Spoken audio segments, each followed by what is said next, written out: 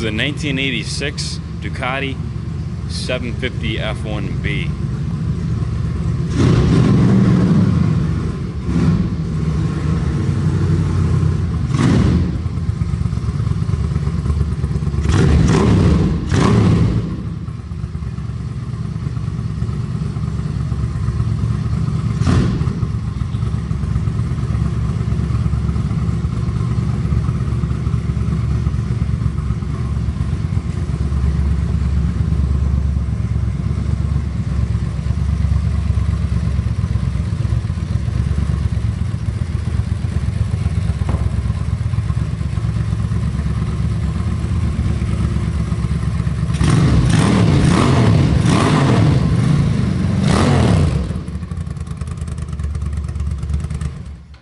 Tinium exhaust.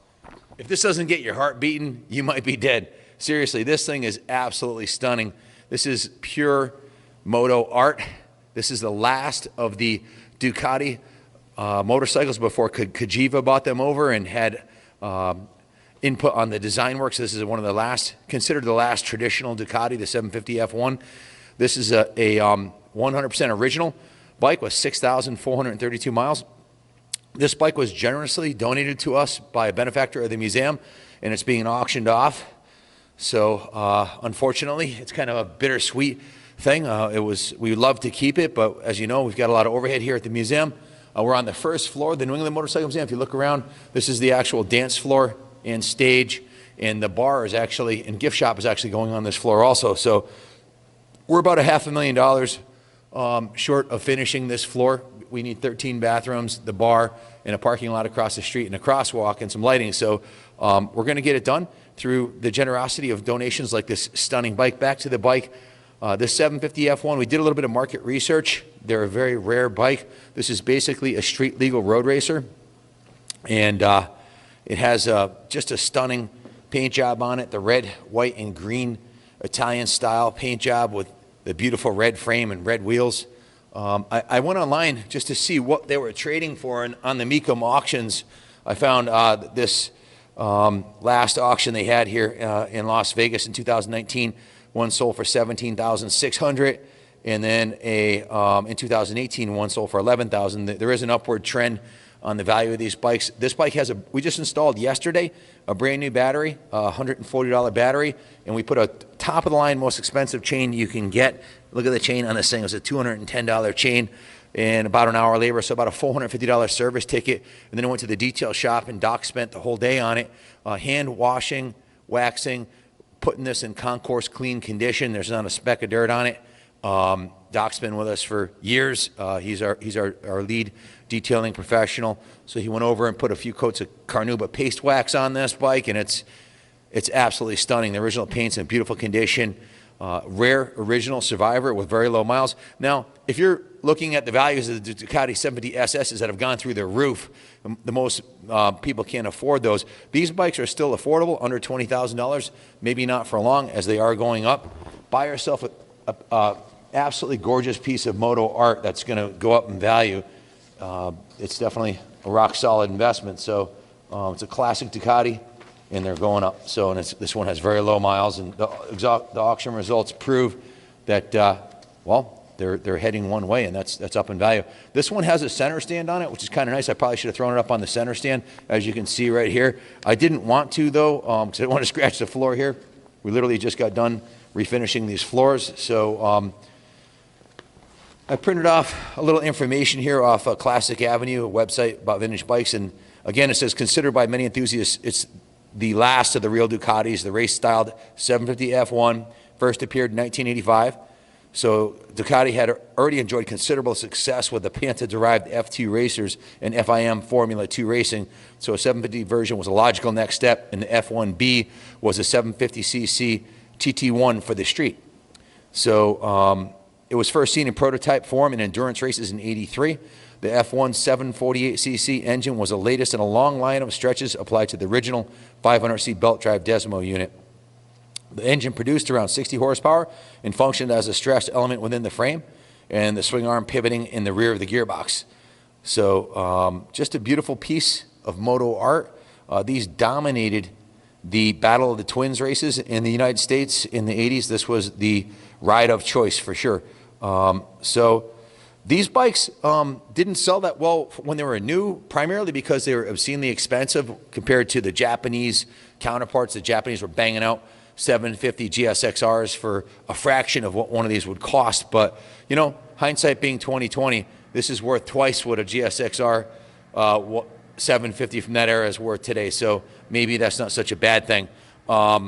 These held their value, and it is absolutely, you know, form follows function for the most part, but somehow they made these things just beautiful in their own way. So, Junior, is there anything you'd like to add about this bike? Well, we don't have the privilege of bringing many Ducatis through very often, but the ones from the 80s that we have put up for auction on our site have gotten outrageous amounts of views and have gone quickly. So I'll be very curious to see what the reaction is on this bike, considering what a fine example it is with low mileage and not a bike that was taken out and modified and tracked and trashed. So, you know, I was just as when I handed the mic over to Junior, I was thinking about why I sold my Ducati. I had a 900 Superlight. I believe it was from the same era. Late 80s, early 90s. We used to go up to Laconia and watch the national road races, and on the way back I'd hooked up with a pack of Ducatis, and we literally went 120 to 145 miles an hour the whole way back from Laconia, which isn't the smartest thing to do on highways. But what surprised me, I've had a red 900 SS, I've had a red yellow and white 900 Superlight with a stage 3 kit on it. What struck me about the Ducatis, and I'd traditionally ridden Japanese bikes, is how stable they were at speed. By that I mean well over the ton, in the 120 to 145 range. If you're tucked behind the fairing, and I'm not the ideal jockey size for one of these bikes, 220, 6'2", naked. You know, I'm probably a little heavier than what they were designed for and a little bigger, but these things are rock solid on the highway and very inspiring. Look at the tank, the beautiful steel tank, the elephant emblem on there, the bright red paint. Absolutely something you could put in your lobby of your restaurant or bar or your office, hang it from the ceiling of your man room, or keep it in the garage and ride it all the time. The other thing is, because these aren't over $20,000 yet, which they will be in the near future, this is a bike you can take out and ride and not feel guilty about it. And you know, it's actually obtainable for normal folks, and guys that can afford luxuries like this won't feel guilty riding it because you know, it's a lot of value for the money. It's a classic. And I certainly enjoyed riding the Ducatis when I was younger. Superb performing machine, and the sound is it's quite a unique riding experience. This has the original silent Tinium exhaust on here. You can see it has the factory logo on there, so it's been unfettered with. Even has the original turn signals on it, which a lot of those may have been removed. So as far as I can tell, now I'll also say I don't consider myself a Ducati expert, but I have seen literally, if you follow us, literally thousands of motorcycles we've tested on our channel. I wish I could take it out for a webcam ride, but look at the roads. All the schools are closed today because we had a 2-inch ice storm here today, and they closed the schools, and a lot of the roads are closed because it's glare ice, unfortunately. So no way on God's green earth is this going outside. This wire hanging out right here is a battery tender we just installed on the bike with the new battery, so you can leave it plugged in. It'll stay charged. The fuel that's in the gas tank is race fuel. The previous owner only ran race fuel in here, and we put VP, small engine fuel in it, non-ethanol. So I highly encourage with a bike of this style, and look at the original Ducati fairing. It's got the Ducati logo on there. So if that one sold at auction for $17,600 all day long, this is worth $17,600. We'll let the market determine the value. There'll be a reasonable reserve price.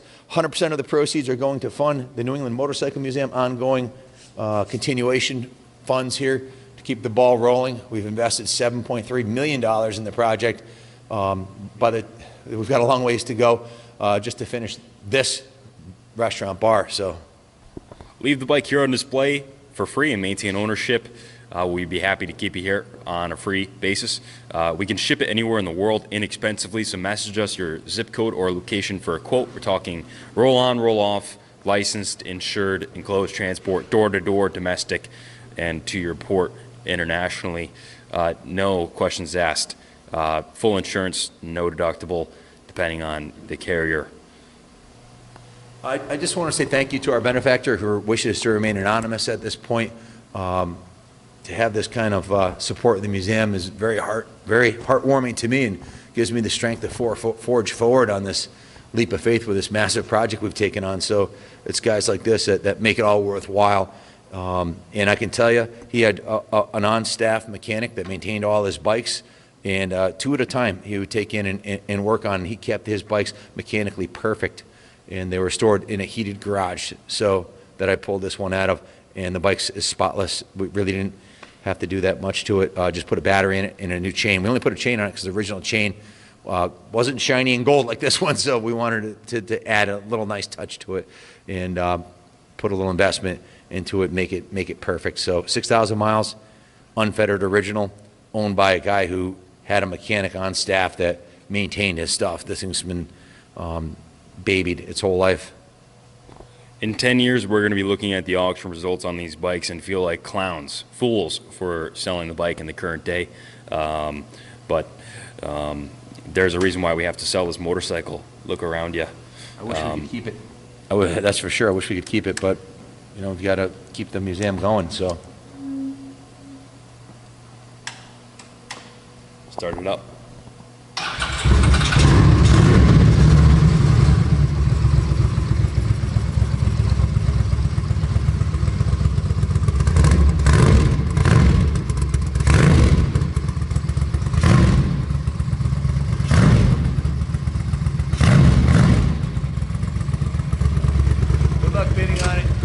God bless America. Merry Christmas. Happy holidays. Thank you for your support.